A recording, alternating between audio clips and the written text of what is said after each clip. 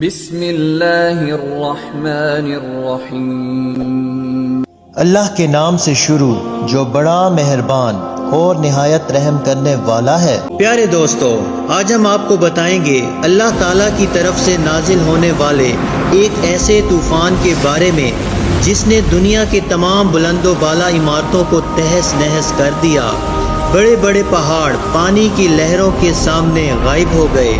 روئے زمین پر بسنے والی تمام مخلوقات اس طوفان میں ہلاک ہو گئی، سوائے ان کے جو ایک کشتی میں سوار تھے، ایک کشتی جو پانی کی ان بڑی بڑی لہروں پر تیر رہی تھی، جس کو اللہ کے ایک برگزیدہ پیغمبر نے اللہ کے حکم سے بنایا تھا، اور اس کشتی میں تقریباً 80 لوگ سوار تھے، اور یہ وہی لوگ تھے جنہوں نے اس دنیا کو دوبارہ آباد کیا اور نسل انسانی کو بچایا۔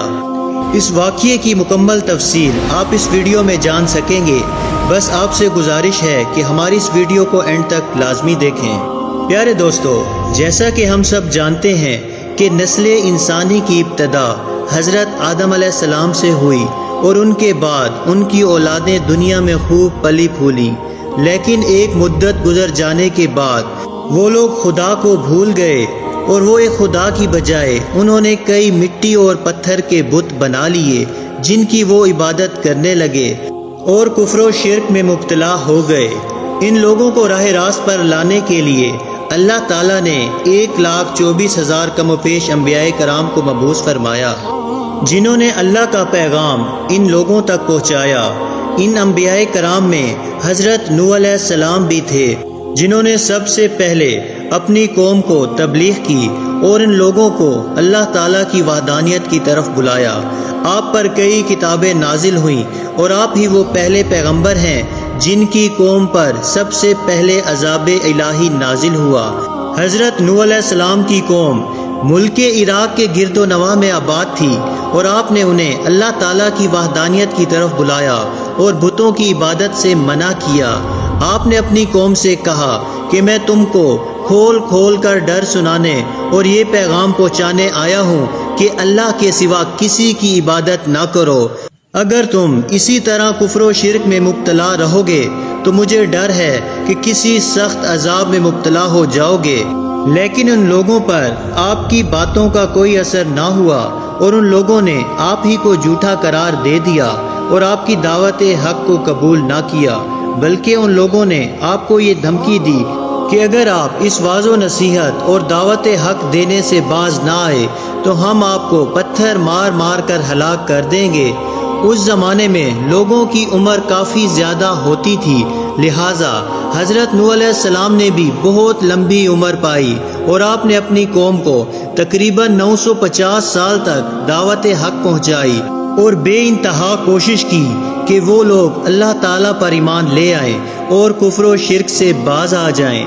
لیکن اس قوم پر آپ کی باتوں کا کوئی اثر نہ ہوا، اور اس قوم میں سے صرف چند غریب لوگ ہی آپ پر ایمان لائے، جن کی تعداد تقریباً 70 یا 80 کے قریب تھی۔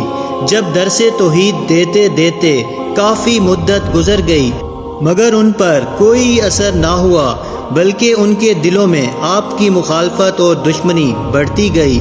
تو اللہ تعالیٰ نے اپنے نبی کے اطمینان کے لیے ان کی طرف وحی نازل فرمائی کہ جن کی قسمت میں دولت ایمان تھی وہ ایمان لا چکے، ان کے علاوہ اور کوئی بھی ایمان لانے والا نہیں، اس لیے آپ ان کے لیے غمزدہ نہ ہوں۔ اب مہلت کی گھڑیاں ختم ہونے والی ہیں، ان کی تباہی کا وقت مقرر ہو چکا ہے۔ اللہ تعالیٰ نے حضرت نوح علیہ السلام کو حکم دیا کہ وہ ایک کشتی بنائیں، انہیں ایک عظیم سیلاب سے ہلاک کرنا مقدر ہو چکا ہے۔ حکم ملتے ہی حضرت نوح علیہ السلام کشتی بنانے میں مصروف ہو گئے۔ آپ نے لکڑیاں جمع کرنا شروع کر دی۔ اللہ تعالیٰ نے اپنے نبی کو لکڑی کاٹ کر تختہ بنانے کے علم سے نوازا تھا، لہٰذا آپ نے لکڑیوں کو کاٹ کر تختہ بنانا شروع کر دیا۔ جب نوح علیہ السلام کی قوم اور ان کے سرداروں نے آپ کو لکڑیاں کاٹتے ہوئے دیکھا تو وہ لوگ آپ کا مذاق اڑانے لگے اور کہنے لگے کہ کیا تم نے نبوت چھوڑ کر بڑائی کا کام شروع کر دیا ہے، اور یہ جو تم کشتی بنا رہے ہو کیا یہ زمین پر چلے گی، کیونکہ یہاں تو کوئی دریا یا سمندر نہیں ہے۔ غرض ان لوگوں نے طرح طرح سے آپ کا مذاق اڑایا، لیکن آپ نے صبر کیا اور ان کے جواب میں انہیں صرف یہی فرماتے کہ اے نافرمانو، آج تو تم میرا مذاق اڑا رہے ہو، لیکن جلد ہی اللہ کا عذاب نازل ہوگا اور پھر تمہیں حقیقت کا پتہ چلے گا، مگر افسوس اس وقت تمہاری کوئی معافی قبول نہ ہوگی۔ جب عذاب الہی کا وقت قریب آیا تو اللہ تعالیٰ نے حکم دیا کہ ہر قسم کے جانداروں کا ایک ایک جوڑا اس کشتی میں رکھ لو، اور جو لوگ ایمان لائے انہیں بھی ان کشتی میں سوار کر لو۔ حضرت نوح علیہ السلام نے احکام خداوندی کے مطابق سب کو سوار کر لیا اور ہر جاندار کا ایک ایک جوڑا کشتی میں رکھ لیا، اور آپ اللہ تعالیٰ کی عبادت میں مصروف ہو گئے۔ آخر کار طوفان کے آثار نمودار ہونے لگے اور دیکھتے ہی دیکھتے زمین کے ہر گوشے سے پانی ابلنے لگا، آسمان سے قیامت خیز بارش ہونے لگی جو ہر شے کو بہا کر لے جانے کے درپے تھی، گویا قیامت کا منظر تھا، اور روئے زمین پر ہر طرف پانی ہی پانی تھا، اور یہ کشتی ان اونچی لہروں پر تیر رہی تھی۔ حضرت نوح علیہ السلام نے اپنے بیٹے کانعان کو دیکھا جو ایک اونچے پہاڑ پر موجود تھے۔ آپ نے اپنے بیٹے سے کہا کہ ہمارے ساتھ کشتی پر سوار ہو جاؤ اور کافروں کے ساتھ نہ رہو۔ اس نے کہا کہ ابا آپ میری فکر نہ کریں، میں بچ جاؤں گا، میں ایک اونچے پہاڑ پر ہوں۔ حضرت نوح علیہ السلام نے کہا کہ آج قہر الہی سے کوئی بچ نہ پائے گا، اور اسی اثناء میں ان دونوں کے درمیان پانی کی ایک بہت بڑی لہر حائل ہو جاتی ہے اور وہ اس لہر میں غرق ہو جاتا ہے۔ طوفان نوح میں پانی کی لہریں اس قدر بلند تھیں کہ اس میں بڑے بڑے پہاڑ چھپ گئے اور روئے زمین پر کوئی بھی زندہ سلامت نہ رہا۔ صرف حضرت نوح علیہ السلام کی پہاڑ نما کشتی تھی جو اللہ تعالیٰ کی حکمت سے پانی کی بلند و بالا اور خوفناک لہروں پر تیر رہی تھی۔ روایتوں کے مطابق اس کشتی میں اس وقت 80 لوگ سوار تھے اور ہر ایک کے ساتھ اس کا کنبہ بھی تھا، اور ان کے ساتھ ہر جاندار کا ایک ایک جوڑا بھی موجود تھا۔ یہ لوگ تقریباً 150 دن تک اس کشتی میں رہے۔ کشتی جودی پہاڑ پر آ کر ٹھہر گئی۔ حضرت نوح علیہ السلام نے اہل زمین کی خبر لینے کے لیے ایک کوے کو بھیجا۔ کوے نے زمین پر مردار دیکھے تو ان پر جھپٹ پڑا اور خبر لانے میں تاخیر کی، جس کی وجہ سے آپ علیہ السلام نے ایک کبوتر کو بھیجا۔ کبوتر جب چکر لگا کر واپس آیا تو اس کے پاؤں کیچڑ سے لتھڑے ہوئے تھے، جن کو دیکھ کر حضرت نوح علیہ السلام نے اندازہ لگایا کہ زمین خشک ہو چکی ہے۔